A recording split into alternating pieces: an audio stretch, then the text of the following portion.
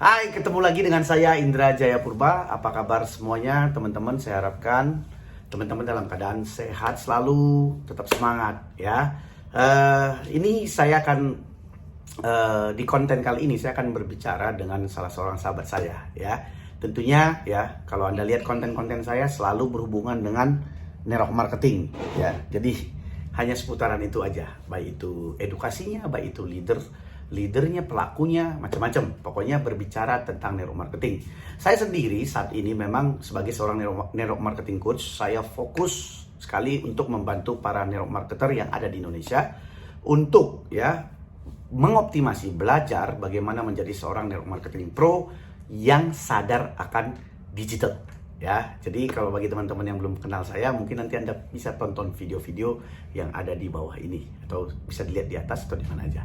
Ya, dan nggak berlama-lama saya akan panggilkan seorang sahabat saya ya, dan kita akan bincang-bincang gimana sih ya network marketing pada saat sekarang ini dan pada waktu yang dulu, zaman dulu ya. Siapa tahu teman-teman yang menonton ya konten ini akan bisa mendapatkan manfaat maupun mendapatkan inspirasi untuk terus ya berada di industri ini. Oke, nih ada Bro Ginung. Hai teman-teman semua, ya saya Ginung ya. Kadang juga orang panggil Gigi, mana yang nyaman buat teman-teman semua. Ya, gimana coach hari ini?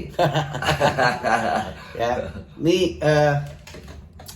banyak yang mau kita diskusikan ya guys ya sama Bro Ginung. Tapi sebelumnya saya mau perkenalkan dulu kepada Anda. Beliau ini pelaku network marketing sejak tahun 2002 ya. Betul. 2002 artinya sudah hampir 20 tahun. Wes tuwek ya kalau kita bilang. Senior lah. Coach. Senior. Agak halus sedikit. Agak halus. Tapi nggak apa-apa ya. Jadi di sini kita tidak kita cuma bincang-bincang untuk tujuannya mengedukasi. Ya. Jadi kita mau berbicara tentang industri ini, kita berbicara tentang profesi ini, bahkan kita juga mau berbicara tentang gimana sih yang dulu sama yang sekarang. Ya. Oke. Nah, Mas Ginung, ya mungkin Bro Ginung bisa ceritakan sedikit tentang your background, pengalaman Anda, terus gimana saat ini Anda melihat daripada industri ini. Oke. Ya, yang pasti saya sangat jatuh cinta dengan network marketing ya, atau dengan industri network marketing. Karena banyak sekali value-value yang kita bisa dapatkan di sini. Ya, tentunya dengan jiwa entrepreneur ini. Memang tidak semua cocok, ya pasti itu. Tidak semua orang cocok di bisnis industri network marketing. Dan yang pasti ketika kita mau mempelajarinya, mau belajar dan mau menekan ego, nah ini pasti akan selalu ada solusi yang terbaik untuk orang yang mau mencoba menekuni industri network marketing. Nah, kalau background saya sendiri sebetulnya saya dulu sebelum mengenal bisnis industri network marketing, saya seorang karyawan ya. Saya seorang karyawan dan akhirnya saya terketuk waktu itu membaca sebuah buku itu kan. Nah, judulnya apa tuh? Nah, The Cash Flow Quadrant. Cash Flow Quadrant. Ya, Robert buku jadul, Kiyosaki. Ya? Robert Kiyosaki, buku jadul. Dan satu hal lagi, saya mencoba membaca buku lagi dari Robert Kiyosaki juga yang namanya Business School itu. Oh, Business School, oke. Business School kan. Ya. Nah, itu membuka wawasan saya bahwa ketika kita membangun bisnis di industri dan marketing, ya kita benar-benar harus ada beberapa hal poin yang harus kita perhatikan. Yang penting, yang pertama adalah perusahaannya itu. Oke. Nah, perusahaan yang kedua, perusahaan tersebut ada pendidikannya nggak? Oke, ada pendidikannya. Pendidikannya kan. Nah, yang ketiga, kemudian bagaimana rencana pemasarannya atau bahasa awamnya marketing plan-nya. Marketing plan-nya, oke. Ya. Nah, yang keempat adalah garis sponsorisasi Garis atau tim bisnis. Oh, berarti tim bisnis. Ya, Oke. tim bisnis ya. 4 hal ini yang saya melihat menjadi sebuah hal penting itu. Nah, ketika saya mulai menjalaninya dan yang menarik, setahun di awal itu bisnis saya nggak growth sama sekali. Nggak growth, Nggak bertumbuh sama sekali. nggak bertumbuh, oke. Tidak pernah ngajak orang sama sekali. Oke. Dan orang juga heran kenapa saya tetap bertahan di bisnis itu atau di industri dan marketing. Karena saya mendapatkan sesuatu hal yang lain, yaitu pendidikan. Oke. Nah, memang semuanya bisnis pasti bicara cuan atau uang. Ya. Nah, ketika kita memang fokusnya hanya uang dan kita tidak mau mencoba lebih dalam lagi bahwa ada sebuah proses dalam situ, tentunya kita akan cepat berhenti. Kayaknya ini klise coach, bahwa orang tidak ada orang gagal di bisnis marketing, yang ada orang berhenti. Itu memang benar gitu. Berarti sebentar. Tidak ada orang gagal di bisnis network marketing, tapi yang ada orang berhenti. Oke, lanjut. Terlalu cepat Catat. berhenti ya, atau Terlalu terlalu cepat cepat berhenti gitu. Oke. Nah, terus saya akhirnya di situ benar-benar menikmati, dan pembelajaran saya ikuti terus. Secara tidak sadar atau tidak kita sadari, itu pertumbuhan kita dapatkan. Lah, oke. Tapi sebentar dulu. Terus kalau misalkan perbedaan zaman dulu sama dengan sekarang gitu, apa perbedaan yang paling signifikan? Yang paling signifikan adalah kembali lagi sumber bisnis kita. Sumber bisnis, itu. Nah, bagaimana cara mendapatkan sumber bisnis? Sumber bisnis berarti kan database atau daftar nama. Oh, daftar nama. Oke. Nah, kalau dulu kan kita ditunjukkan, yuk minimal buat 200 daftar nama. Oke, ya saya juga dulu diajarin gitu. 200 daftar nama. Bagi teman-teman yang benar 200 daftar nama, kan memang benar ya. Teman-teman kalau biasa baru bergabung pasti diminta sama sponsor atau plannernya untuk mencari 200 daftar nama. Kalau iya, ketik di kolom komen ya. Ya, 200 daftar nama. Nah, dan di situ kita tidak langsung kita sampaikan informasi tentang di sini, enggak. Tetap kita pilah-pilah dulu mana yang didampingi sama upline kita atau tim bisnis kita, mana yang buat latihan presentasi. Nah, itu ada semua. Nah, pertanyaannya adalah ketika daftar nama itu habis harus ngapain? Nah, ya, harus ngapain ketika daftar nama itu habis? Sudah kita presentasi semua dan mungkin hanya mendapatkan beberapa orang yang bergabung dan mereka juga belum aktif. Nah, padahal kita ketika ini berkembang bisnis kita kan pengen orang-orang ini aktif kan. Nah, setelah habis daftar nama, nah kita dapat melakukan prospecting. Prospecting. Ntar dijelasin itu kan prospecting. Prospecting itu kan menambah daftar nama dari orang yang belum kita kenal. Nah, yang dulu kita kan hanya melakukan offline, offline. Offline. Coach pasti paham. Iya. Misalnya kita lagi antri di bank misalnya paling gampang. Nah, dari antri itu dulu kan kita, kalau bank kan belum seperti perkembangan berteknologi belum seperti ini. Jadi kita store uang atau tarik uang banyak lewat teller kan. Nah, ketika antri di bank itu kita bisa kenal dengan orang. Dan itu juga tidak secepatnya orang bisa langsung berhubungan dengan kita kan. Kan kita selalu terburu-buru untuk berusaha menyampaikan informasi bisnis ini ke banyak orang. Akhirnya apa yang terjadi ketika kenalan, jebret, tuker HP atau tuker alamat, kita langsung datang dan langsung bicara bisnis. Menarik ya. Tidak berinteraksi dulu, tidak membuat nyaman orang dulu berinteraksi dengan kita, tapi kita langsung berusaha untuk nggak sabar, memburu. Ya kan? Nah, bagaimana orang mau menerima kita dan orang baru kenal dengan kita? Nah, yang seharusnya adalah orang kan harus berinteraksi, nyaman dulu, trust dulu, percaya dulu, baru kita bicara bisnis kan gitu. Nih satu pelajaran dari Mas Ginong nih teman-teman ya. Artinya membangun hubungan dulu ya, berarti sambil membangun hubungan dulu, membangun kepercayaan dulu, baru ngomong bisnis. Nah, sekarang ini mungkin kebanyakan orang itu nggak sabar ya. Artinya ketika dia langsung bergabung di satu perusahaan network marketing, bawaannya cuan. Ya gimana supaya nerekam orang ya. Iya. Dan itu kayaknya udah emang begitu ya dari dulu ya. Saya juga gitu kok zaman dulu. Sama kok, saya juga sama. Ketika ada orang, bahkan sampai ada kalimat, pokoknya yang semua punya KTP, closing. Nah, itu dia. Nggak bisa. Sekarang nggak bisa lagi. Nggak bisa. Dan dulu juga nggak bisa. Cuma itu hanya bahasa panggung aja gitu kan.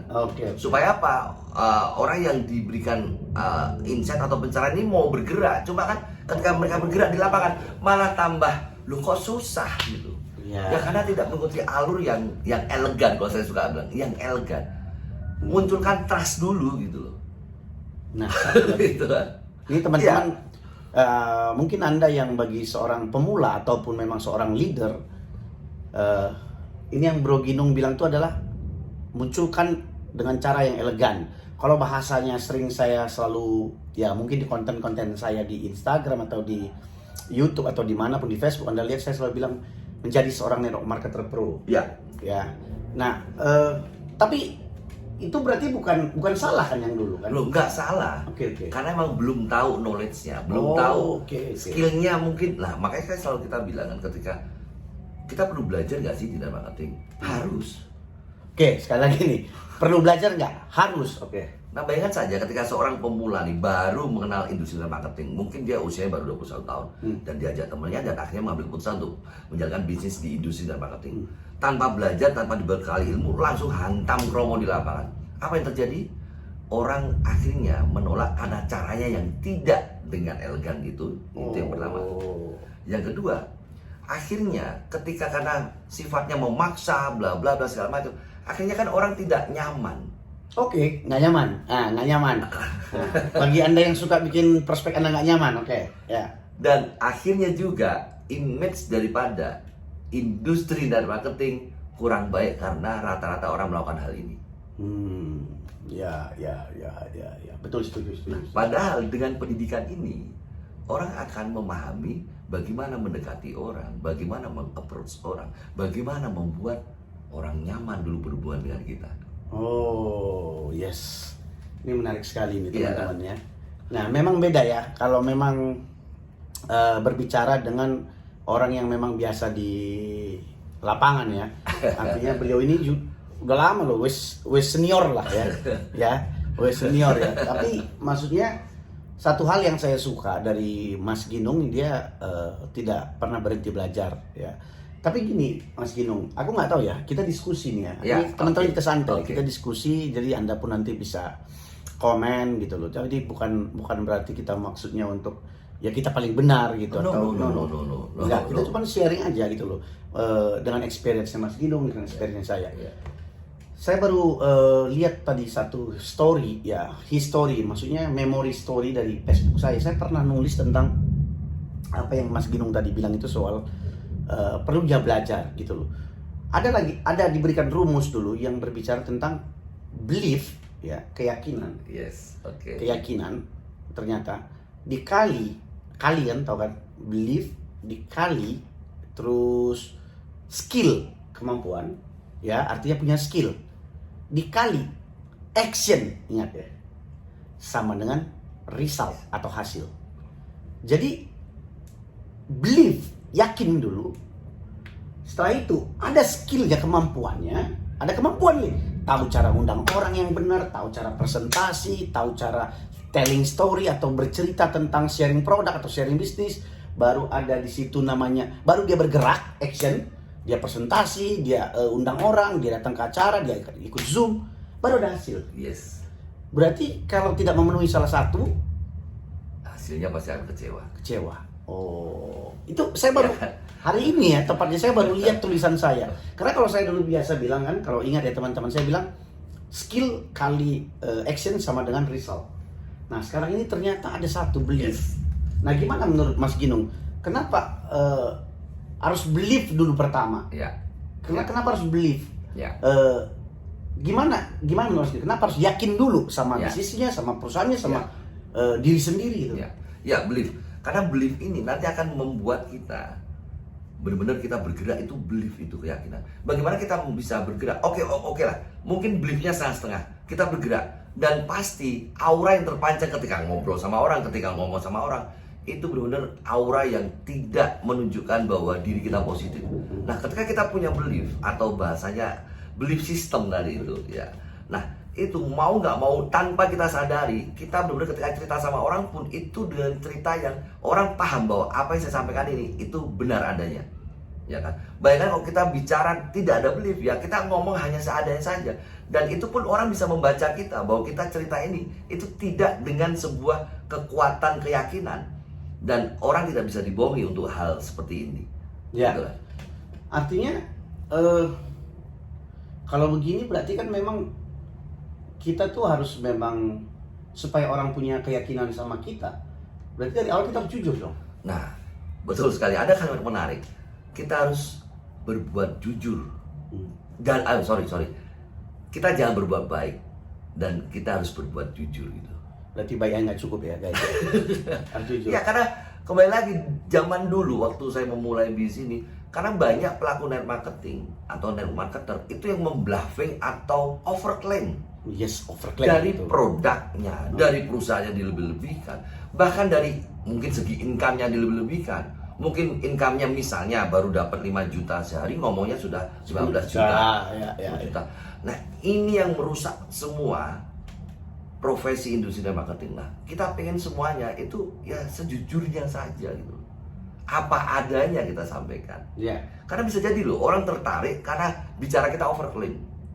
Dan ternyata ketika orang yang yang memutuskan bergabung ini karena kalimat overclaim atau iming-iming tadi ini, ketika di dalam, oh ternyata kok nggak kayak gini, itu lagi membuat akhirnya orang tersebut berhenti. Ekspektasi berarti.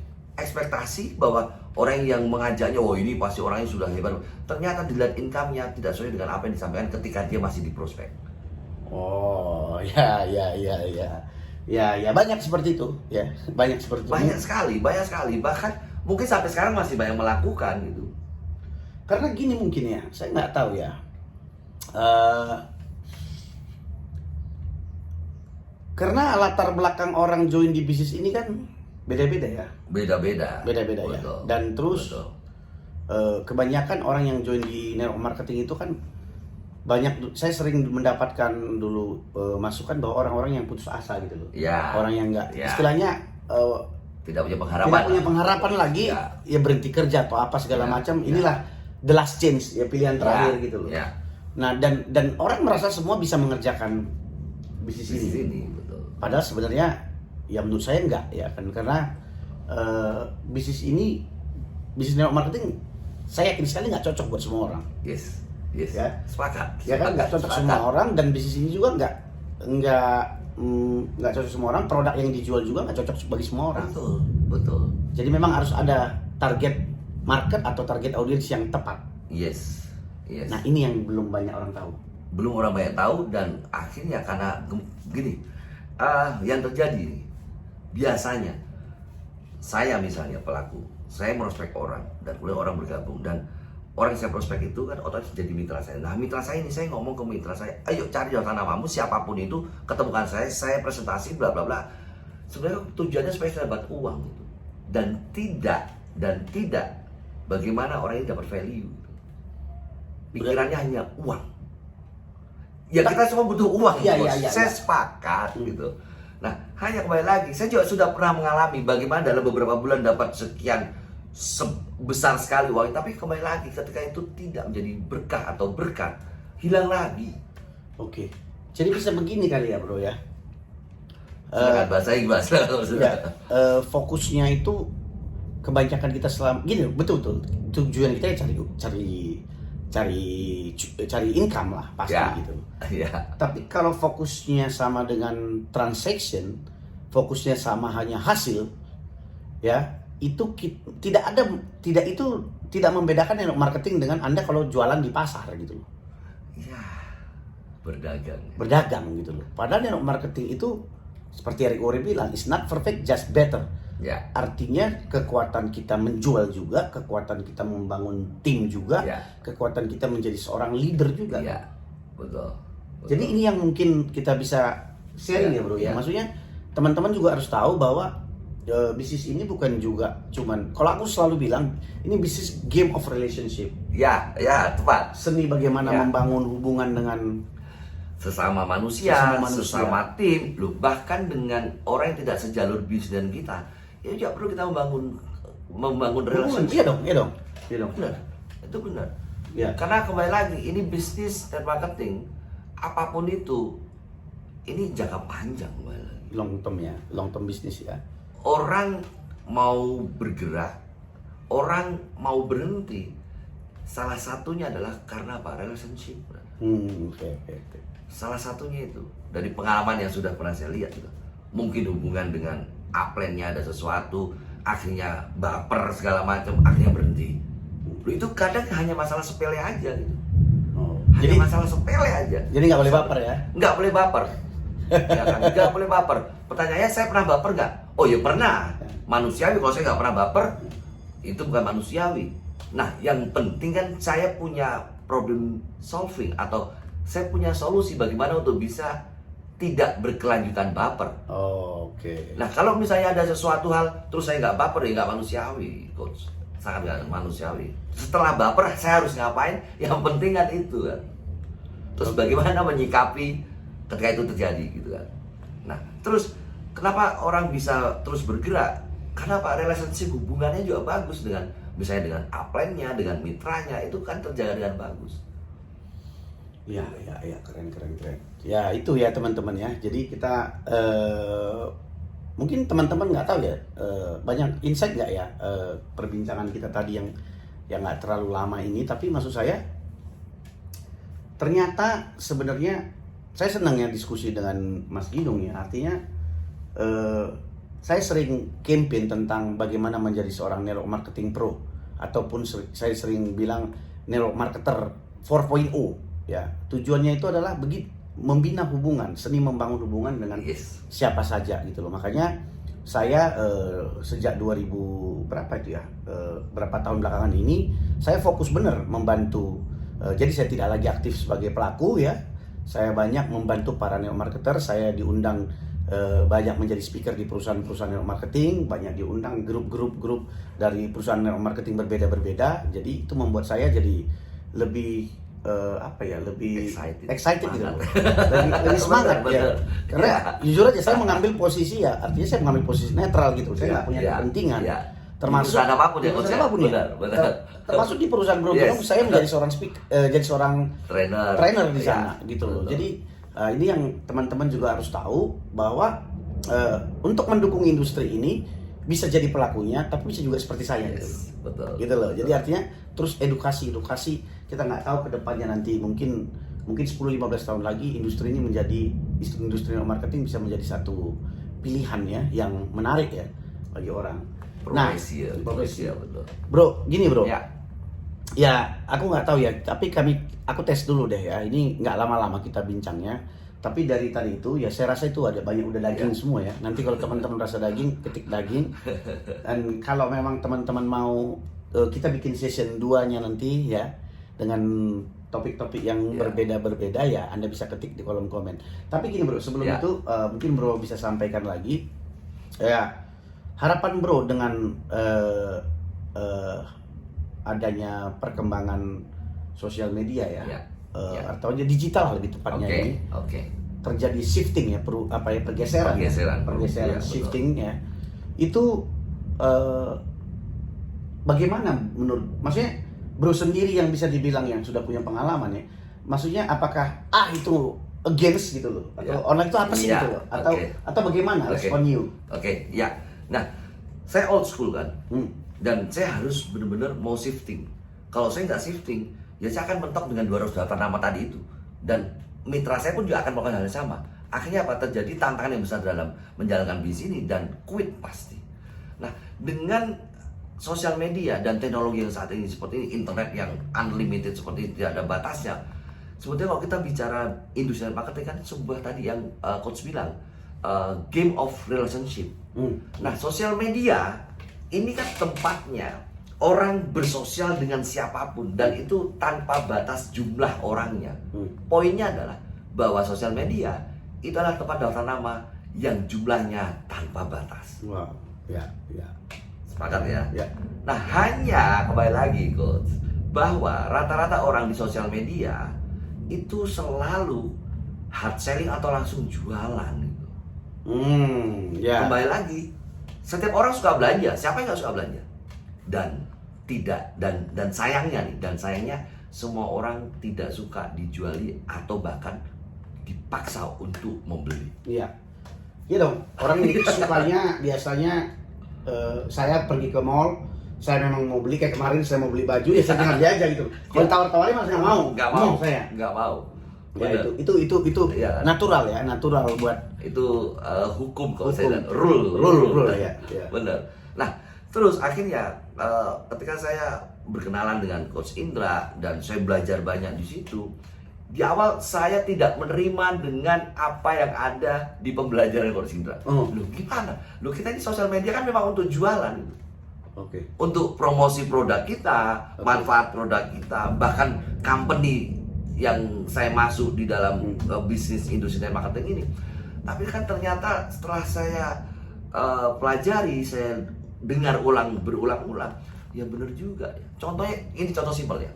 Saya posting produk yang nge-like itu tidak pernah lebih dari 7 orang. Dan itu pun kalau enggak mitra saya, upline saya.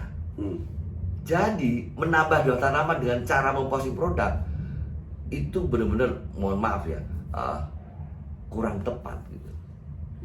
Ya. Loh, kan ada terus yang menyangkal ketika minta, "Loh Pak, faktanya saya ada yang beli gitu. Mas, ternyata produk saya ada yang laku." Iya, itu tidak lebih dari 2% seluruh pertemanan Facebook. Iya. Bahkan mungkin lebih kecil dari 2% gitu. Setelah itu mana? Nggak ada gitu. Nah, kenapa Coach Indra ngajari juga banyak teman yang mungkin sudah masuk di pembelajaran Coach Indra, bahwa sosial media, Facebook, Instagram, LinkedIn atau apapun itu tujuannya lah untuk silaturahmi gitu. Oh, oke. Saya sepakat banget Coach. Dan ini sebetulnya kan sama dengan old school yang saya lalui waktu itu, pengalaman yang saya lalui. Ketika kita prospecting atau menambah daftar nama yang belum kita kenal, ya kita kan nggak boleh langsung jualan, ya nggak boleh langsung bicara bisnis. Nah, dari silaturahmi inilah ciptakan engagement atau interaksi yang nyaman, cakap-cakap gitu. ya, cakap-cakap gitu kan. Ya. Nah, ketika mereka sudah nyaman dengan kita, percaya dengan kita, barulah kita masuk ke bisnisnya. Iya, mantap. Dan itu selalu berhasil gitu. Wah, mantap kan? Iya. Nah sekarang ini saya tuh enaknya kayak saya tuh gitu ya, karena saya nih ngambil posisi netral. Tugas saya itu juga mempromosikan para network ya. Enak kan kayak saya kan? Ya saya nggak ada kepentingan ya, saya bukan. Tapi saya senang mempromosikan, membrand ya, supaya akan banyak lahir para leader-leader yang berkualitas. Nah, bro sendiri? Saya belum leader kok. Oh iya, OTW leader. Kan, itu realitanya. Tapi paling tidak sekarang bro masih aktif kan? Sangat aktif, karena saya dulu mencintai industri ini. Oke, kalau masih aktif, masih aktif kan? Ya, masih aktif di industri. Ya. Nah, saya sekarang kasih kesempatan buat bro untuk mempromosikan yourself. Mempromosikan. Ya begitu. Siapa tahu ya pendengar ada yang saat ini lagi mencari peluang bisnis, yang pengen jadi tim you, ya bisa silakan. Bebas. Oke. Hai teman-teman. Ya, nama saya Ginung Utomo. Saya tinggal di Semarang dan saat ini saya sedang running di bisnis di industri net marketing. Saya memang ketika bekerja sama dengan mitra-mitra saya tidak pernah menjanjikan sebuah kesuksesan bagi mitra-mitra saya sama sekali. Karena kesuksesan itu adalah tergantung dari diri kita sendiri dan kembali lagi belief system kita dan bagaimana kemauan kita untuk mencapai apa yang menjadi harapan-harapan kita. Dan ketika saya sampaikan ke mitra-mitra saya adalah selalu mengatakan saya akan selalu ada saat mitra-mitra saya membutuhkan saya. Itu aja ya. Itu aja. Oh, jadi teman-teman ya, kalau saat ini lagi ya memang cari peluang bisnis atau ya pengen ada satu gebrakan, ya hubungi aja. Thank you Coach. Hubungi aja. Bisa hubungin di Instagramnya apa? Instagram gg.oetomo atau gg.oetomo. Oke, nanti akan saya taruh di bawah ini. Ya. Itu aja ya teman-teman ya. Jadi ini sebenarnya menarik ya. Ya, konten-konten seperti begini menurut saya natural banget ya. Ya ini adalah mengedukasi teman-teman dan kalau ya saya juga nggak spontan aja gitu loh. Jadi nanti saya akan juga akan terus lakukan seperti begini dan simple dan ringan, tapi paling tidak saat ini menurut saya inilah yang bisa kita lakukan untuk membantu industri ini supaya tetap berkembang. Oke, Mas. Thank you banget. Saya yang terima kasih Coach. Benar. Ya. Oke, terima kasih. Oke, teman-teman ya, terima kasih. Sekali lagi kalau Anda misalkan suka dengan konten begini, ketik suka, nanti saya akan bikin lagi ya. Tentunya bisa dengan Mas Ginung lagi, dengan bisa teman-teman yang lain lagi, mana aja, yang penting ini adalah cara kita untuk membantu, cara kita untuk mengedukasi Anda. Terus satu lagi, jangan lupa ya, tadi follow Instagramnya, terutama Instagramnya Indra Jaya Purba, Instagramnya Bro Ginung, gg.oetomo, dan juga jangan lupa subscribe ini, like dan share serta komen. Oke, thank you guys ya, sukses buat Anda semua. See you, bye bye.